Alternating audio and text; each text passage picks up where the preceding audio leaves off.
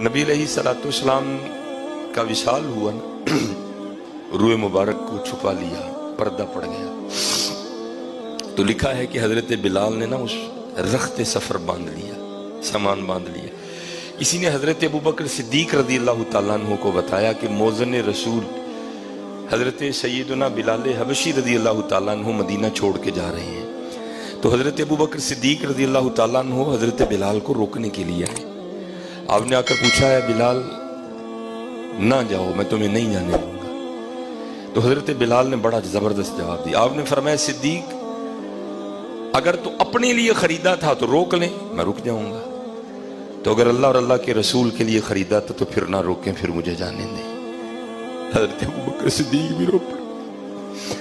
آپ نے پوچھا کیوں مدینہ چھوڑ رہے ہو، کیوں نہیں رہنا چاہتے؟ تو فرمانے لگے یہ وہ مدینہ ہے جس کی گلیوں میں میں حضور کے ساتھ چلا کرتا تھا، اب مدینہ تو وہی ہے، گلیاں بھی وہی ہیں، لیکن اب حضور کے بغیر بلال کے لیے ان گلیوں میں چلنا ناممکن ہے، اس لیے میں مدینہ چھوڑ کے جا رہا ہوں۔ چلے گئے تھے مدینہ چھوڑ، اور پھر آگے بڑا کمال لکھا محدثین نے، ساری زندگی پھر اس کے بعد حضرت بلال کو کبھی کسی نے سجا سورا نہیں دیکھا،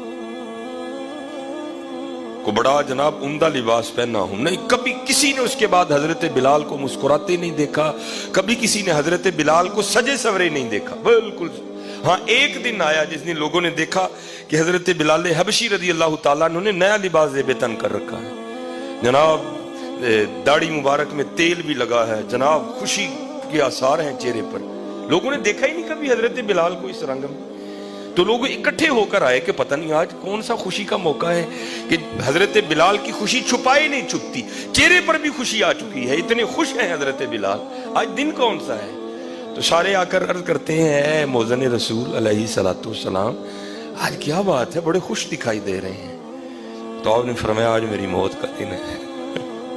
لوگ حیران رہ گئے، اپنی موت سے بھی کوئی اتنا خوش ہوتا ہے؟ موت تو وہ ہے اگر بڑے بڑوں کو پتہ چل جائے تو لوگ اپنا حال چھوڑ بیٹھتے ہیں، یہ کیا رنگ ہے کہ حضرت بلال اتنے خوش؟ تو پوچھا ہے موذن رسول موت بھی کوئی اتنا خوش؟ آپ نے فرمایا کسی کا تو پتہ نہیں لیکن میں تو بڑا خوش ہوں۔ عرض کی حضور وجہ کیا ہے؟